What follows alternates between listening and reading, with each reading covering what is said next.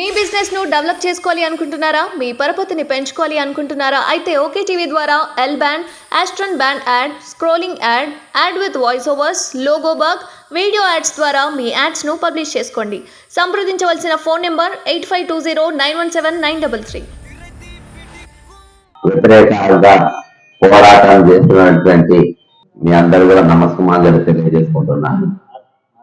ముఖ్యంగా మొన్న దినాన నాకు తిరుపతి రెడ్డి గారు ఫోన్ చేసినప్పుడు నేను ఆదివారం మామూలుగా నేనేం పనులు పెట్టుకోను, కానీ పొద్దున్న 8 గంటల వరకు వస్తే 8:30 వరకు వదిలేస్తా అంటే వచ్చిన వాస్తవం. నాటం ఎందుకు చెప్పిన అంటే దీని మీద నేను అమెరికాలో ఉన్నటువంటి ఒక సైంటిస్ట్ అని నేను దీనిపైన స్టడీ చేయించిన. అది ఇప్పుడు నేను చెప్తా కూడా, ఆయన పేరు చెప్పద్దు, అమెరికా ఆయన పేరు నేను ఫోన్లో పెట్టి మాట్లాడి అందరు ఊరేళ్ళందరికీ వినిపిద్దామని అనుకున్నా. కానీ నేను ఇంతకుముందు నేను ఆ రవి గారి తెలుగు రవి గారి దగ్గర మాట్లాడించాను. నా లింక్ తిరుపతి రెడ్డి గారికి ఇప్పుడు పంపించాను. నేను మీరు తర్వాత ఇవ్వచ్చు. ఎంత నష్టం మీరు అందరూ అంటుండ్రు. ఈరోజు చాలా మంది మాట్లాడుతూ అంటారు 20 గ్రామాలు నష్టపోతాయి అంటారు. 20 గ్రామాలు కాదు, 100 కిలోమీటర్ల వరకు దాని రేడియస్ ఉంటుంది. ఈరోజు తిరుపతికి వెళ్ళి అది అక్కడ పోయి తిరుపతి వెళ్ళి ఆ ఫ్యాక్టరీ ఉన్నక్కడ ముందు నేను చెప్పేది అంటే మీరు సొంతంగా జోడీ చేయకండి. కింద పోరాటం చేస్తున్నారు, ఇట్లా చేస్తుండ్రు అట్లా చేస్తుండ్రు, సొంతంగా ఏళ్ళ లెక్కలు వేసి దీనికి తీర్పు మీద విధించగలరు. మీరు ముందు దీనిపైన మీకు ఏంటంటే తెలుసుకోవాలంటే మీరు తిరుపతి ఇవ్వండి. అమరాజా బ్యాటరీ ఇంతకుముందు నడిచింది, ఇక్కడ ఎందుకు మాట్లాడేది, ఇక్కడ ఉన్న పరిస్థితి ఏంటని చెప్పేసి మీరు ముందుగా పోయి అందరి ఉన్నోళ్ళను అక్కడ కలిసిన వాళ్ళు ఉన్నారు, రోగాలు వచ్చిన వాళ్ళను ఇక్కడ ఎంతమంది తెచ్చుకోండి, ఇప్పటికి ఎట్లా తెచ్చుకోండి అని చెప్పేసి మీరు అన్ని అడిగితే మీకు చాలా విషయాలు తెలుస్తాయి. తెలుసుకున్న తర్వాత మీరు పోరాటం చేస్తే బాగుంటుందని నా ఉద్దేశం. సైంటిఫిక్ ప్రకారం ఇంతకుముందు ఎవరి బ్యాటరీ అనేది మౌలాలి దగ్గర ఉంది. అక్కడ చాలా మంది క్యాన్సర్ డబ్బులతో చనిపోయింది. ఇప్పుడు మామూలుగా ఇక్కడ జమ్మూ బ్యాగ్ తయారైతే ఇక్కడ గద్వాల దగ్గర పోతే మెయిన్ రోడ్ కాకమన్నా ఒక బస్ స్టాండ్ ఉంటుంది. దాని అక్కడ పోయి 50-60 బ్యాగ్ బస్తలు పెట్టుకుంటాం. ఆ నీళ్లు కలుషితం అన్ని కలుషితం మామూలు ఫ్యాక్టరీ మామూలు బ్యాగ్ తయారైతే. కానీ ఇక్కడ అమర్రాజా బ్యాటరీ అనేది ఈ రోజు అక్కడ బంద్ చేయడానికి కారణం ఏంటంటే ముఖ్యంగా క్యాన్సర్ రోగాలు వస్తుంది, చాలా మంది చచ్చిపోతున్నాయి.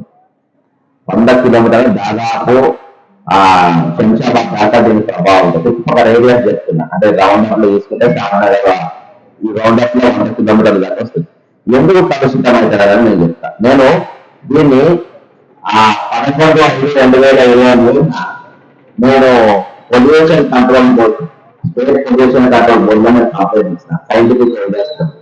ఇంకా ఏమి ఇచ్చిన అంటే అమరాజా బ్యాటరీ కంపెనీ అనేది హైదరాబాద్ జిల్లాలో ఏదైతే ఫౌండేషన్ ప్రోడక్ట్ ఉందో అది lithium giga cell battery manufacturing unit అని చెప్పేసి పెట్టింది. ఈ లిథియం గీగా బ్యాటరీలో ఏమేమి కలుస్తుంది అంటే ఇది లిథియం మెటీరియల్ అనేది నీళ్ళతోని హైడ్రోజన్ తోని ఇది రియాక్ట్, నీళ్ళతో హైడ్రోజన్ అయి దానితో రియాక్ట్ అయ్యి హైడ్రోజన్ తయారైంది. అయితే ఇది గ్యాస్ కానీ లేకపోతే మెటాలిక్ లిథియం వీటన్నిటితో రియాక్ట్ అయినప్పుడు గాలిలో కానీ లేక నీళ్ళలో కానీ కలిసే అవకాశం ఉంటుంది. దీనివల్ల అనేకమైన అంటే క్యాన్సర్ లాంటి స్కిన్ అటువంటి లేకపోతే ఊపిరితిత్తులు లాంటి అనేకమైన రోగాలు వచ్చే అవకాశం ఉంటుంది. అంతేకాకుండా ఇది హై టెంపరేచర్, చాలా హై టెంపరేచర్ లో తయారవుతుంది. అది బ్యాటరీ చాలా రోజులు పనిచేయడానికి ఎక్కువ వాడుతూ ఉంటాం. కొన్ని దేశాలతో బ్యాండేజ్ చేసింది. అసలు ఇది ఇక్కడ ఇది నేను తెలుసుకున్న విషయము, డిపార్ట్మెంట్ నేను తెలుసుకున్న విషయం నా ఫిర్యాదు తెలుసుకున్నది. ఇది నేను ఒక పుస్తకం తయారు చేసిన అన్నట్టు. ఇది ఎవరి పాలైన తెలంగాణ 100 కేసులు కలవకుండా కుటుంబం పైన ఎవరి పాలైంది అంటే ఇదివరకు మేళారెడ్డి పాలైంది, మనం రామేశ్వర పాలైంది, కల్వకుంట్ల పాలైంది. ఈ రోజు అమరాజా పాలన దీని పెళ్లి మరిన్నగా అవుతుంది. దీని గురించి నేను ప్రశ్నిస్తే ఇక్కడ అప్పుడున్న మంత్రి ఏమన్నారంటే కొంతమంది దళితులు ఒక థర్డ్ క్లాస్ వెళ్ళాను దాని కూడా చేసేస్తాను నేను అని ఆయన అన్నాడు. అంటే ఇంత మాత్రం ఇంత జ్ఞానం లేకుండా దీన్ని తీసుకుపోయి ఇక్కడ అంటే మీకు ఇక్కడ దిగాలి కింది కాలుష్యంగా పనిచేస్తే మామూలుగా రాళ్ళ కొట్టే తెరకేని ఒకటి నిరుపరి తిప్పలు వాళ్ళే అలా పనిచేసుకోవాలి. ఎవరైతే ఇక్కడ గ్రామానికి వాళ్ళకి సపోర్ట్ చేసి సపోర్ట్ చేసే చచ్చిపోయారు ఫస్ట్ అన్న.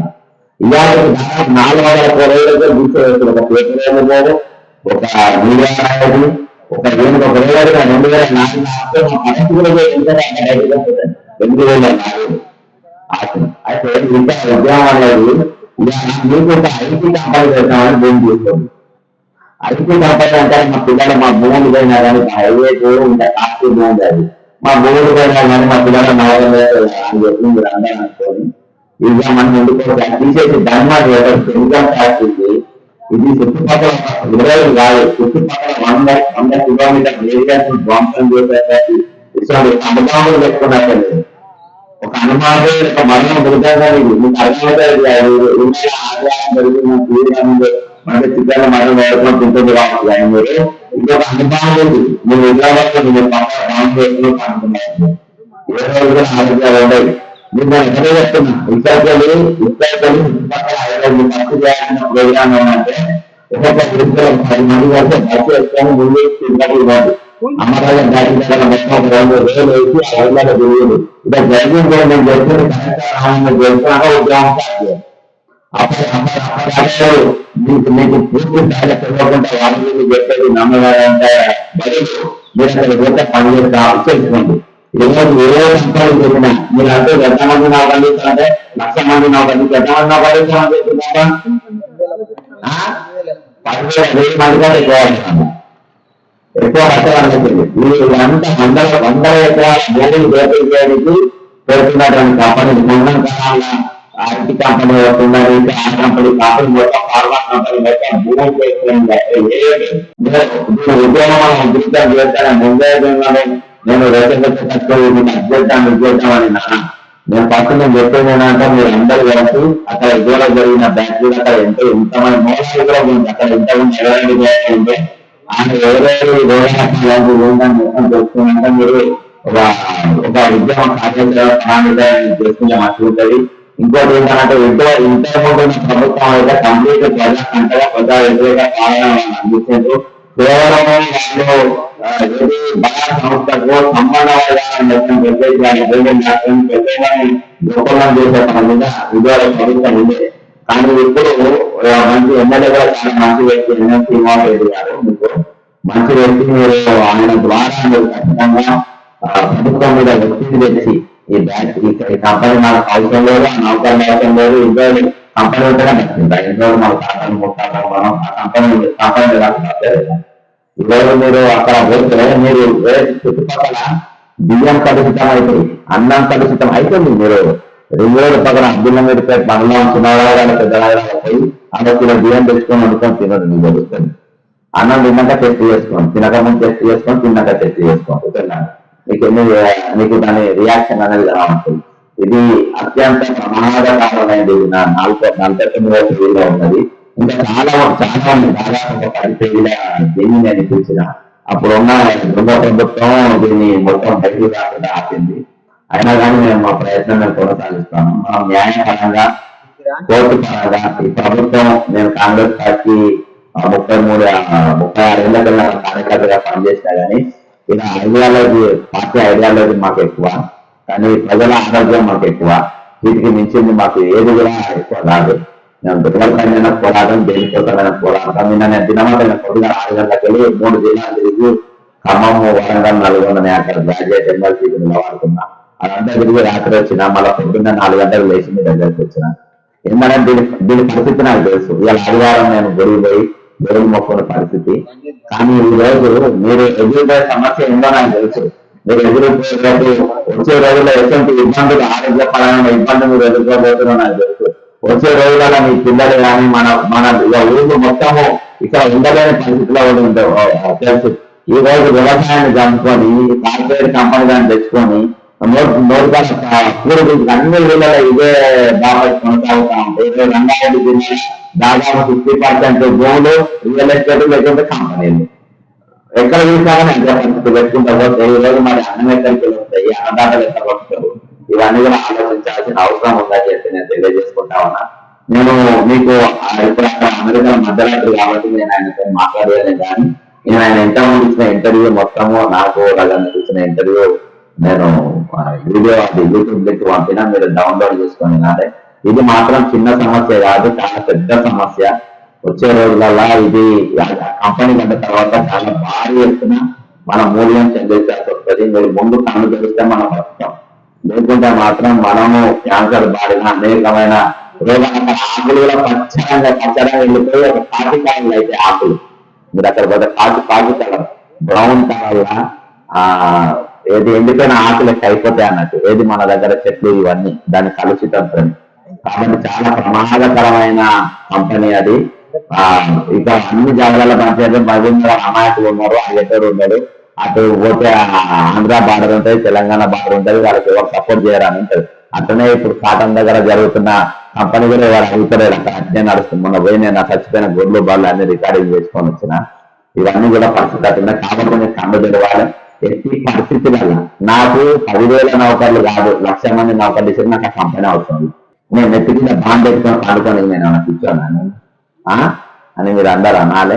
ఖచ్చితంగా నేను మీకు పెద్ద అక్కడికి వస్తే మీరు మా భూమి జరుగుతాయి, జాగ్రత్త పెరుగుతాయని మీరు అనుకుంటారు. ఇక్కడ ఒడిశా వాళ్ళు, జార్ఖండ్ వాళ్ళు అక్కడ ఎవ్వరు మీరు ఇక్కడ రాష్ట్రం. మీరు ఒడిశా వాళ్ళు, జార్ఖండ్ వాళ్ళు, తెలంగాణ వాళ్ళు ఎవరు పని చేస్తారు కంపెనీలలో.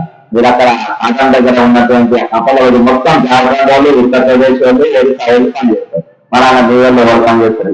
వాళ్ళు ఎవరు పోయి కాలుష్యాన్ని తిని సావానికి ఎవరు తయారవుతారు చెప్పు? మన అక్కడ నౌకర్లు ఉన్నాయి, మన భారతాలు ఉన్నాయి, మన భూముల రేటు పెరిగాయి. ఆయన జೊತೆ వస్తుందా అంటే కొన్ని భూమి కూడా పెరిగినాను, భూముల రేటు కూడా కాదు. మీరు అనుకుంటారు ఫ్యాక్టరీ పెడితే మా పక్కన ఉంటే 2 కోట్లు అయితే 5 కోట్లు అయితే అని పక్కన వాళ్ళు ఆశపడుతుండొచ్చు. ఆ ఇవాళ కోటి పక్కన 10 లక్షలు కూడా వాడు కొన్నాడు. ఎవరు కొంటారో ఆయన పక్కన కాలుష్యం ఎదగలుగుతుంటే అక్కడ ఇల్లు కట్టుకొని ఎవరు ఉంటారు కదా. కాబట్టి గల్లా అన్నా గారు మీరు కూడా ఫ్యాక్టరీ వెనక్కి తీసుకోవాలి.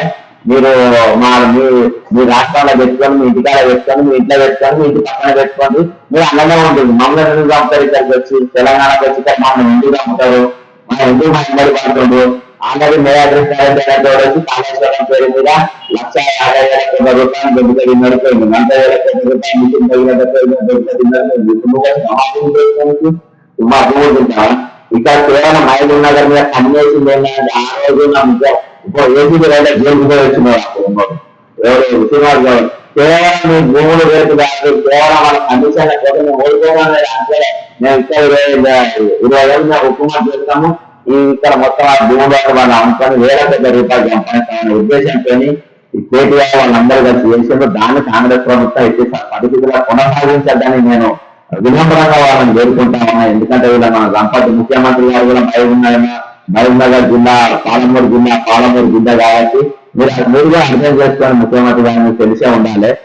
ఈ బ్యాటరీ వల్ల మీరు ఒక రౌండ్ టేబుల్ సమావేశాలు పెట్టాం కొంతమంది సైంటిస్టులతో.